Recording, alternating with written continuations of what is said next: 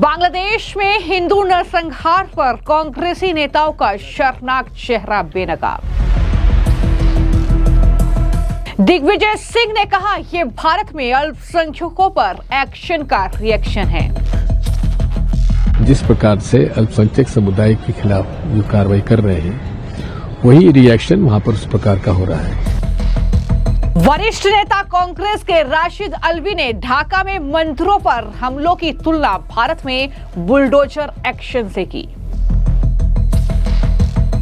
BJP का पलटवार, पूछा दिग्विजय सिंह भारत के नागरिक हैं या पाकिस्तान के एजेंट।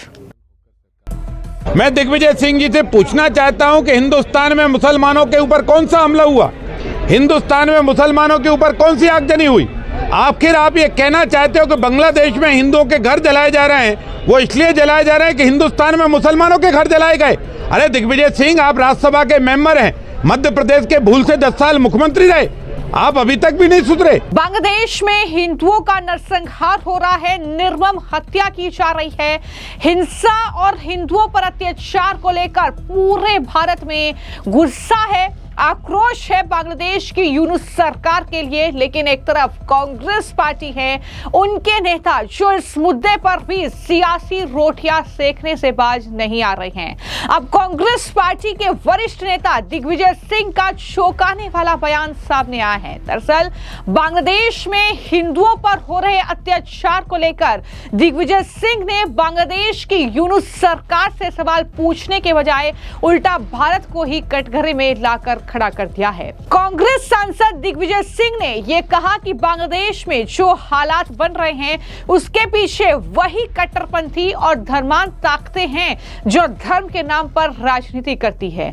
हमारे देश में जिस तरह अल्पसंख्यक समुदाय के खिलाफ कार्रवाई होती है, उसी की प्रतिक्रिया बांग्लादेश में देखने को मिल रही है। यह दिग्विजय सिंह का बेहद चौंकाने वाला बयान है कि किस तरीके से वो भारत की सरकार पर यह आरोप लगा रहे हैं कि आप अल्पसंख्यकों पर इस तरीके से हमले कर रहे हैं, इस तरीके से उनके ऊपर अत्याचार हो रहा है। तो उसी का रिएक्शन जो है वो बांग्लादेश में देखने को मिल रहा है कि वहां पर हिंदुओं के साथ इस तरीके का व्यवहार हो रहा है, इस तरीके से उनको मारा जा रहा है, उनको इस तरीके से प्रताड़ित किया जा रहा है। क्या कहा है दिग्विजय सिंह ने, जिसके बाद अब कांग्रेस पार्टी दिग्विजय सिंह के इस बयान को लेकर पूरी तरीके से फंसती हुई दिख रही है, जरा सुनिए।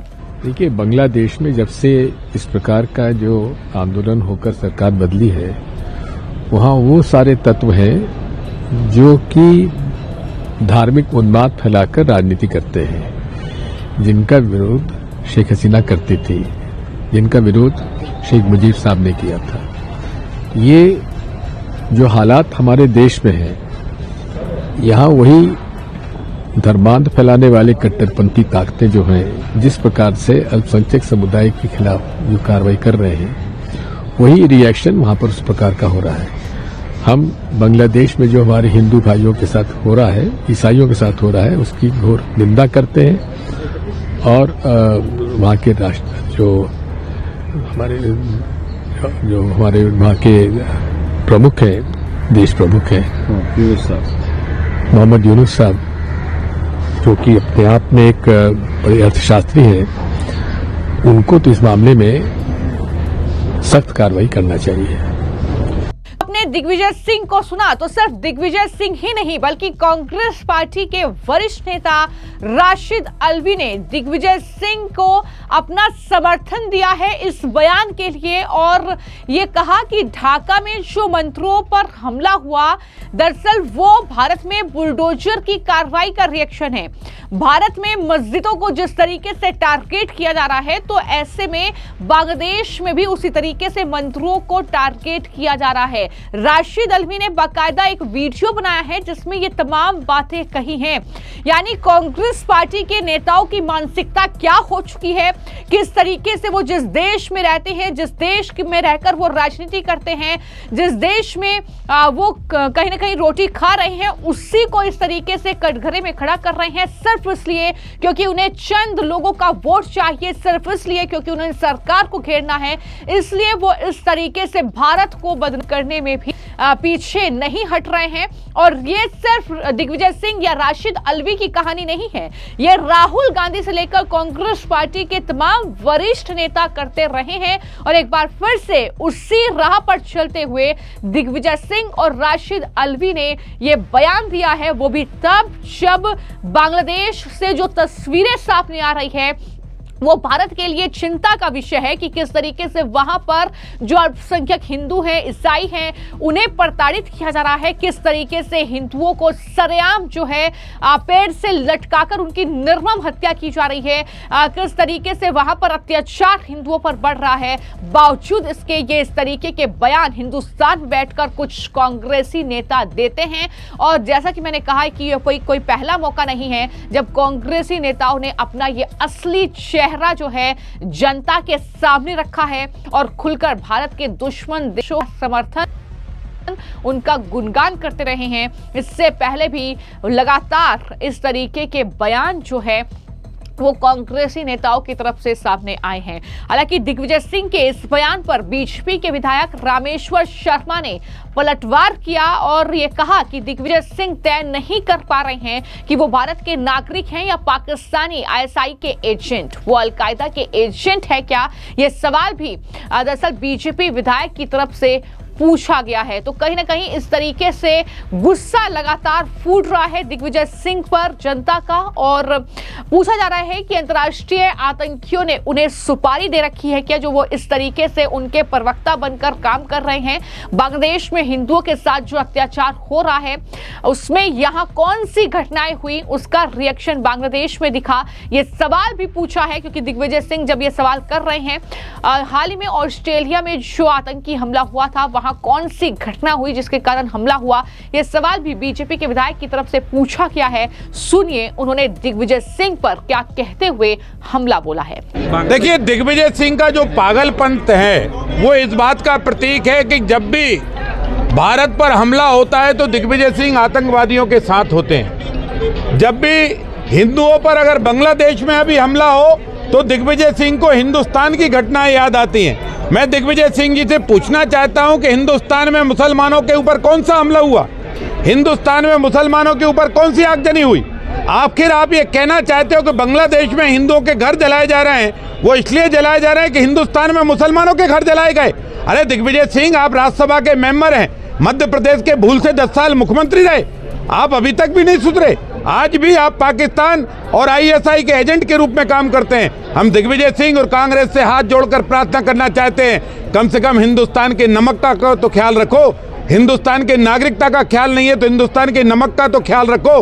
हिंदुस्तान में कोई भी मुसलमानों को या किसी को नहीं सताया जाता। हिंदुस्तान बाबा साहब अंबेडकर के संविधान के अनुसार चलने वाला देश है, लेकिन बांग्लादेश में मंदिर जलाए जा रहे हैं, गुरुद्वारे जलाए जा रहे हैं, हिंदू नौजवानों को सरेआम चौराहे पर खड़े करके आग लगाया जा रहा है, बेटियों के साथ बलात्कार हो रहा है, और इसके बाद भी आप बांग्लादेश के मुसलमानों के साथ बोल रहे हो। इसका मतलब दिग्विजय सिंह और कांग्रेस हिंदुओं का सत्यानाश चाहती है। लेकिन दिग्विजय सिंह और कांग्रेस कान खोलकर सुन लेना, हिंदुस्तान का हिंदू पूरे विश्व में मानवता का शंखनाद करेगा। मानवता पर जहां जहां हमला होगा, ऑस्ट्रेलिया में हमला होगा तो हम बोलेंगे, लेकिन पश्चिम बांग्लादेश में जब हिंदुओं पर हमला हो रहा है तो भी हिंदुस्तान खुलकर बोलेगा। या तो दिग्विजय सिंह अपने बयान के लिए माफी मांगो, अन्यथा हिंदुस्तान का हिंदू आपको हर हाल में आपका विरोध करेगा। सिर्फ इतना ही नहीं, दिग्विजय सिंह किस तरीके के बयान पहले दे चुके हैं वो हमने पहले भी आपको बताया है, लेकिन एक बार फिर से मैं आपको याद दिला देती हूं कि ये कांग्रेस पार्टी के वरिष्ठ नेता हैं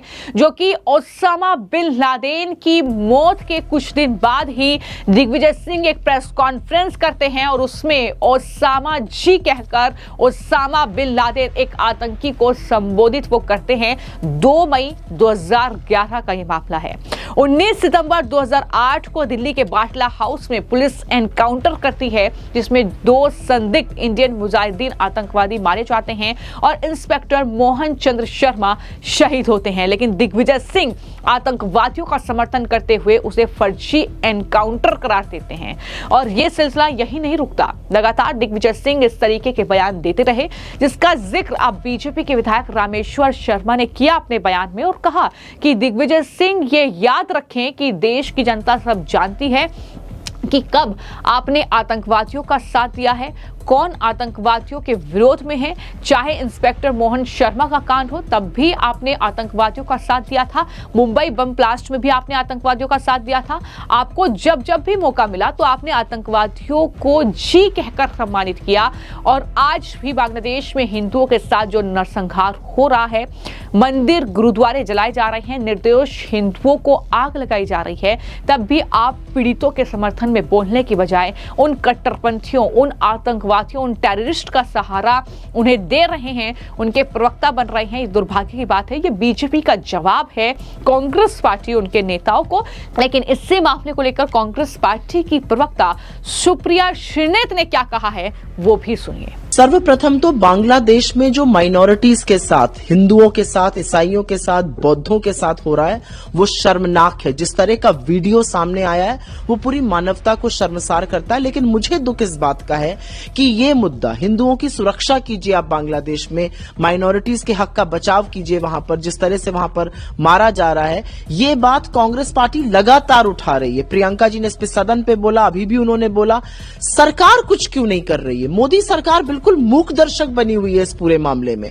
आप अपने डिप्लोमेटिक चैनल्स यूज करिए, आपको जो प्रभाव डालना है डालिए, आपको जो इन्फ्लुएंस डालनी डालिए, लेकिन बांग्लादेश की सरकार से बात कीजिए और कहिए कि ये हमें किसी कीमत पर बर्दाश्त नहीं है कि जो वहां की बर्बरता जो सामने आ रही है, जो नृशंसता सामने आ रही है, वो कैसे आप कर सकते हैं। हिंदुओं की हत्या की जा रही है और आप बिल्कुल मूक दर्शक बने, मौन बने हुए हैं। मतलब आप तो अपने आप को विश्व गुरु कहते थे, वो सब तो छोड़ दीजिए। जो ढोंगी हिंदू भी आप बनना चाह रहे हैं उसके तहत ही बांग्लादेश की सरकार से बात करिए, वहां पर रक्षा कीजिए लोगों की।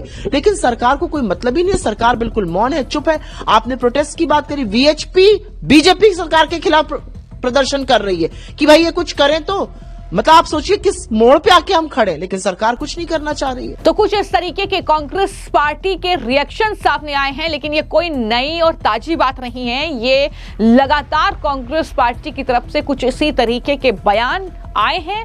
हर एक ऐसी घटना पर जो भारत के लिए हानिकारक रही है, गंभीर रही है, जिस पर भारत में कहीं ना कहीं एक तरीके से सवाल उठे हैं, लेकिन किस तरीके से दिग्विजय सिंह खुलकर उन कट्टरपंथियों के समर्थन में उतर आए हैं और सरकार को घेर रहे हैं, ये भी आपने सुना। फिलहाल कांग्रेसी नेताओं के इन बयानों पर आपकी क्या राय है, हमें कमेंट बॉक्स में जरूर लिखें। धन्यवाद।